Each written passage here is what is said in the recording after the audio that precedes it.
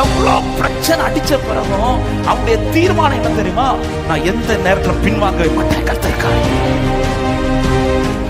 என் வாழ்க்கையில எவ்வளவு பெரிய பிரச்சனை அடிக்கணும், என் வாழ்க்கையில எவ்வளவு பெரிய அலைகள் மோதட்டும், கர்த்தர் என்னை நடத்துற பாதையில நான் பின்வாங்க மாட்டேன். பின்வாங்கி போற ட்ரை பண்றானா இல்ல முன்னாடி போற ட்ரை பண்றானா? ஆனா பேதுரு என்ன கேட்கறது? ஆண்டவர் நீரை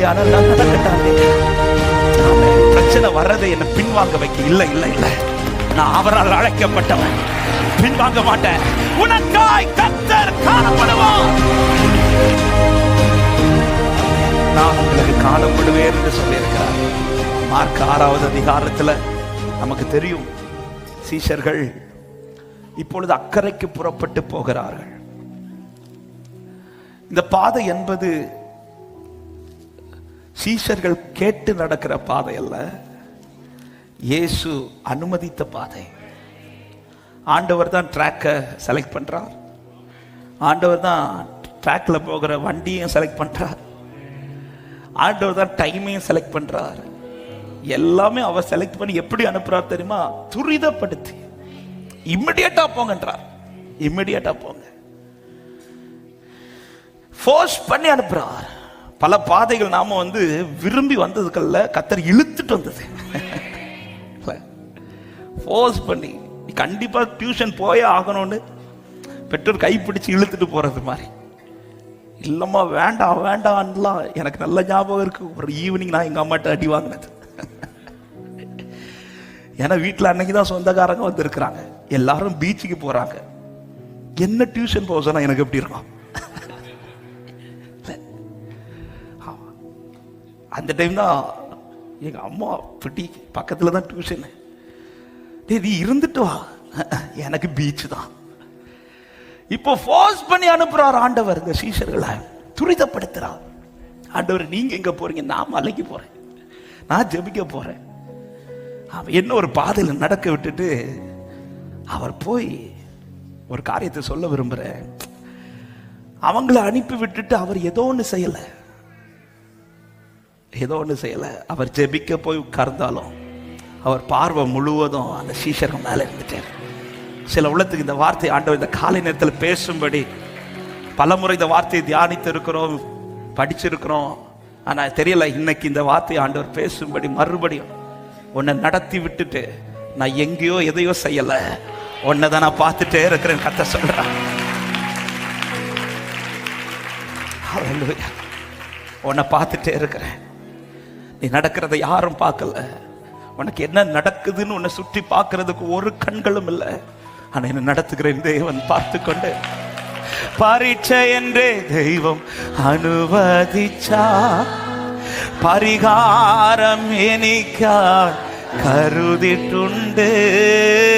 பரீட்சை என்றே தெய்வம் அனுமதிச்சா, பரிகாரம் எனக்காய். சொல்ல, എന്തിനെന്ന് ചോദിക്കില്ല, എന്തിനെന്ന് ചോദിക്കില്ല ഞാൻ. Oh, thank you Jesus. എന്തിനെന്ന് ചോദിക്കില്ല എന്റെ. ഒരു വാർത്ത വലത് കരത്തെ ഉയർത്തി, ദൈവം എനിക്ക് അനുകൂലം, அது நன்னா. எத்தனை பேர் இந்த வார்த்தையை உண்மையா சொல்லுவீங்க? எனக்கு தெரியும் என் ஆண்டவரை பத்தி. ஆமே, தெய்வமே, யார் எதுவும் சொல்லட்டும், எனக்கு என் ஆண்டவரை பத்தி தெரியும், எனக்கு என் அப்பாவை பத்தி தெரியும், என்னை நடத்துகிறவரை பத்தி தெரியும். தெய்வம் அனுகூலம் எங்கு? தெய்வமான அவர் உனக்கு அனுகூலமாயிருக்க யார் உனக்கு விரோதமா எழும்பினால் என்ன? எப்படிப்பட்ட சூழ்நிலை உனக்கு வந்தால் என்ன? ஒரு ஆகாஷந்தல ரிபன ஹந்தல ரிபலோ லேப்ரகே மஷ்யா தரபோ ரிதல ராதலரே. இப்ப சொல்லுங்க, பரீட்சை என்ற தெய்வம், பரீட்சை என்ற தெய்வம் அனுமதிச்சா. சும்மா அனுமதிக்கல சகோதரா. அவர் பார்க்காத பாதை அல்ல, அவர் இல்லாத பாதை அல்ல, அவர் பார்க்கிற பாதை, அவர் இருக்கிற பாதை இது. എന്തിനെന്ന് ചോദിക്കില്ല ഞാൻ എന്റെ ஏன்னு கேட்காதீங்க, ஏன்பா இந்த பாதன் கேட்காதீங்க, சொல்லுங்க എന്തിനെന്ന്. ஓர் தேங்க்யூ ஜீ, എന്റെ നന്മയ്ക്കാ அவர் அனுமதித்த பாதையில் சீஷர்கள் நம்பி புறப்படுறாங்க. புறப்படும் போது நல்லா தான் இருந்துச்சு. மத்தேயு 14 இருக்குது, மார்க் 6 இருக்குது, யோவான் 6 இருக்குது. 3 பகுதிகளை நீங்க சேர்த்து வச்சு படிச்சீங்கன்னா ரொம்ப பியூட்டிஃபுல்லான ஒரு ஸ்டோரி. ஆக்சுவலி அநேக ரகசியங்கள், அநேக சத்தியங்களை இதுல நாம தியானிக்க முடியும். ஆனாலும் இன்றைக்கு கர்த்தர் இதுல இருந்து ஒரு காரியத்தை ஆண்டவர் அதிக சொல்லும்படி ஏவனபடினால இந்த வார்த்தையை சொல்லுகிறேன். புறப்படும் போது நல்லா இருக்குது, நம்பிக்கையோட புறப்படுறாங்க. புறப்பட்டு நடுக்கடலில் வந்தபோது அவர்கள் எதிர்பார்க்காத ஒன்று நடக்குது. சாயங்காலமான போது படகு நடுக்கடலில் இருந்தது. 47வது வசனம், அவரோ கரையிலே தனிமையா இருந்தார். இவங்க நடுக்கடல்ல, அவர் கரையில. கரையில இருக்கிறவருக்கு இப்ப பிரச்சனை இல்லை, நடுக்கடல்ல இருக்கிறவங்களுக்கு இப்போ பிரச்சனை ஸ்டார்ட் ஆகுது. ஆண்டவரே, நீங்க என்ன நடக்க விட்டுட்டு சூப்பராக உட்கார்ந்துருக்கீங்க, உட்கார்ந்துருக்கிறவங்களுக்கு ஒரு பிரச்சனை இல்லை ஆண்டவரே, நடக்கிற எனக்கு தான் பிரச்சனை ஸ்டார்ட் ஆகுது. ஆமா, நான் ஏன் நடந்தேன்னா அவர் நடத்துற பாதையில பிரச்சனையே வராது. ஆனா அவரை நம்பி நடந்த இந்த பாதையில அது எங்க கொண்டு வந்து பிரச்சனை வருது தெரியுமா? நடுக்கடல்ல. அதாவது முன்னாடியும் போக வழி இல்லை, எனக்கு திரும்ப போகவும், ஏன்னா பாதி பேர்ட்ட விசுவாசத்தை ப்ரொக்ளைம் பண்ணிட்டோம், கர்த்தர் பார்த்து கொள்வார்னு இப்படி சொல்லிவிட்டு எனக்கு இப்ப திரும்ப அந்த முகத்தையும் பார்க்க முடியல. ஆமா, இப்ப இருக்கிற பிரச்சனையில இன்னொரு முகத்தையும் போய் எனக்கு சந்திக்க முடியல. பிரச்சனை நடுவில் இப்பொழுது பைபிள் சொல்லுகிறது 48வது வசனத்தில், அப்பொழுது காற்று அவர்களுக்கு எதிராக இருந்தபடியினால் அவர்கள் தண்டு வலிக்கிறதில் வருத்தப்படுகிறதை கண்டு. அதாவது எக்ஸ்ட்ரீமா போயிடுச்சு. இப்ப இந்த பிரச்சனை நடுக்கடல்ல எக்ஸ்ட்ரீமா போயிடுச்சு, பிரச்சனை ஜாஸ்தியாகி விட்டது. இவர்கள் கரையிலிருந்து புறப்படும் போது இன்னொரு கூட்டமும் அந்த கரையில் இருந்தது. அந்த கூட்டம் தான் 5000க்கும் அதிகமானோர். மத்தேயு 14வது அதிகாரத்தில் சொல்லப்பட்டிருக்கிறது, இயேசு அவர்களுக்கு பாதையை நியமிக்கவில்லை, அவர்களை அனுப்பிவிட்டார் என்று சொல்லப்படுகிறது. 14வது அதிகாரம், அதனுடைய கர்த்தருக்கு மகிமை உண்டாவதாக 22வது வசனத்தை வாசியுங்கள். இயேசு ஜனங்களை அனுப்பி விடுகையில் தமக்கு முன்னே அக்கறைக்கு போகும்படி அவர்களை துரித. அதாவது இந்த வசனத்துல 2 கூட்டத்தார் இருக்கிறாங்க. ஒரு கூட்டம் வந்து திரள் கூட்டம், இந்த கூட்டம் சின்ன கூட்டம். ஆமென். அவர் எல்லாரையும் ஒரே போல நடத்தல. ஒரு பெரிய கூட்டத்தை வந்ததும் பிளஸ் பண்ணி அப்படியே அனுப்பிவிட்டார். நமக்கு என்ன தோணும்னா அந்த கூட்டத்திலே இருந்தா நல்லா இருந்திருக்கும் தோணும். ஏன்னா அவங்களுக்கு திருப்தியான பிறகு எந்த பிரச்சனையும் இல்லை. ஆனா ஒரு காரியம், அவங்களுடைய ட்ராக் ஆண்டவர் நியமிக்கல, அனுப்பி விட்டுட்டார். அவங்க எங்க போறாங்க, வீட்டுக்கு போறாங்களா, என்ன செய்ய போறாங்க, போற வழியில என்ன நடக்கும், இதெல்லாம் அவர் பார்க்கவே இல்லை. அவங்க போய் சேர்ந்துட்டாங்களா இல்ல, ஏதாவது மீட்டிங்லாம் முடிச்சு போகும்போது எங்களுடைய ஜெபம் எப்படி இருக்கும், ஆண்டவர் வந்தவங்க சேஃபா வீட்டுக்கு போய் சேர்ந்துடணும், இப்படி ஜெபிப்போம். ஏசு அவங்களை அனுப்பி விட்டுட்டார். போறவங்களுக்கு லைஃப்ல போற வழியில அவங்க ஏதாவது நடந்துச்சா, வீட்டுக்கு போய் சேர்ந்தாங்களா, வீட்டுக்கு தான் போனாங்களா, அல்லது வீட்டுக்கு தான் போங்க, எதுவுமே கர்த்தர் தீர்மானிக்கவில்லை, அவர்களை அனுப்பிவிட்டார், அவ்வளவுதான். ஆனா இந்த பர்டிகுலர் கூட்டம், ஆமே, இவங்களுக்கு ட்ராக் அவர் தான் நியமிக்கிறார். எங்க போகணுங்கிறதையும் சொல்றார். நீ சும்மா எங்கேயும் போயிடக்கூடாது, நீ இங்க தான் போகணும். அதை இன்னும் சொல்ல போனா அவர் எங்க தான் அனுப்புறார் தெரியுமா? அக்கறைக்கு தான் அனுப்புறார். ஆமென். அனுப்பி விடுற கூட்டத்துல நாம் இருக்க கூடாது, அக்கறைக்கு போகிற கூட்டத்துல தான் நாம் இருக்கணும். ஹல்லேலூயா.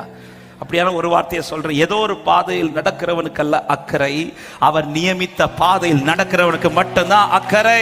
நம்புறவங்க சத்தமா ஆமென் சொல்லுங்க பார்க்கலாம். ஹல்லேலூயா.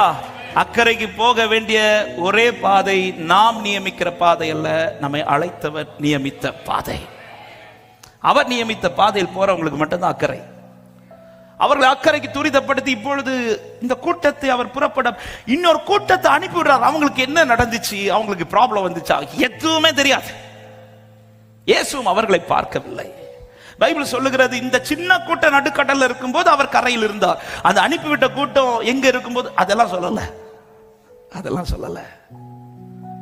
அப்போ அவர் நியமித்த பாதையில் போகிறவர்களை அவர் பார்த்து கொண்டே இருக்கிறார். திரும்ப இந்த வார்த்தையை சொல்லுகிறேன், அவர் உங்களை பார்க்காத பாதையில் அல்ல, உங்களை பார்த்துட்டே இருக்கிற பாதையில தான் நடத்திட்டு இருக்கிறார். எத்தனை பேர் நம்பர் என்ன அவர் பார்த்துட்டே இருக்கிறார்? அவர் கண்கள் என் மேல இருக்குதுன்னு சொல்றவங்க, என்னை நடத்துகிற பாதையில் கர்த்தருடைய கண்கள் என் மேல இருக்கிறது. என் மேல் அவர் நோக்கமா இருக்கிறார். என்னை அறிந்திருக்கிறார். என்னை ஆராய்ந்து அறிந்திருக்கின்றீ. சுற்றி ஆமே. நான் அமர்வதோ நான் எழுவதோ நான் அமர்வதோ நான் எழுவதோ நன்றாய் ஓ இயேசுவே நன்றாய். நான் ஒரே ஒரு வார்த்தை சொல்லி நான் ஆராதிக்க விரும்புகிறேன்.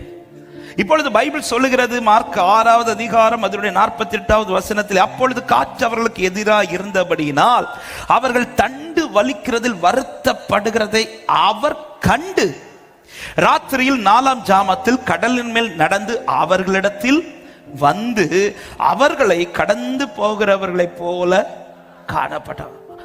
அவர்களை கண்டு அவர்கள் நடுவில் அவர் காணப்பட்டார். எப்பொழுது அவர் காணப்படுகிறார் என்றால், காற்று அவர்களுக்கு எதிராக இருந்து அவர்கள் தண்டு வலிக்கிறது வருத்தப்படுறதை பார்க்கிறது வரை அவர் அவர்களுக்கு காணப்படல. உண்மையிலே இதுல நமக்கு ஒரு பெரிய ஒரு கொஸ்டின் மார்க் இருக்கும். ஏன் ஆண்டவரே இவ்வளவு ஒரு, அதாவது முடிஞ்சு போகிறது வரை நீங்க ஏன் பார்த்துட்டு இருக்கிறீங்க? முடிஞ்சு போகிறது வரை நீங்க ஏன் பார்த்துட்டு இருக்கிறீங்க? வருத்தப்படுவதற்கு முன்பாகவே நீங்க பார்த்து வந்திருக்கலாமே. ஆமே, வருத்தப்படுவதற்கு முன்பாகவே, அதாவது இந்த காற்று எழும்புதுன்னு உங்களுக்கு தெரியுது, ஏன்னா நீங்க பார்த்துட்டே இருக்கிறீங்க. காற்று எழும்பும் போதே நீங்க வந்திருக்கலாமே. என் பைபிள் சொல்லுகிறது, அலை எழும்பணும்னு வரல, அவங்க சாயங்காலத்திலேயே நடுக்கடல் வந்தாச்சு.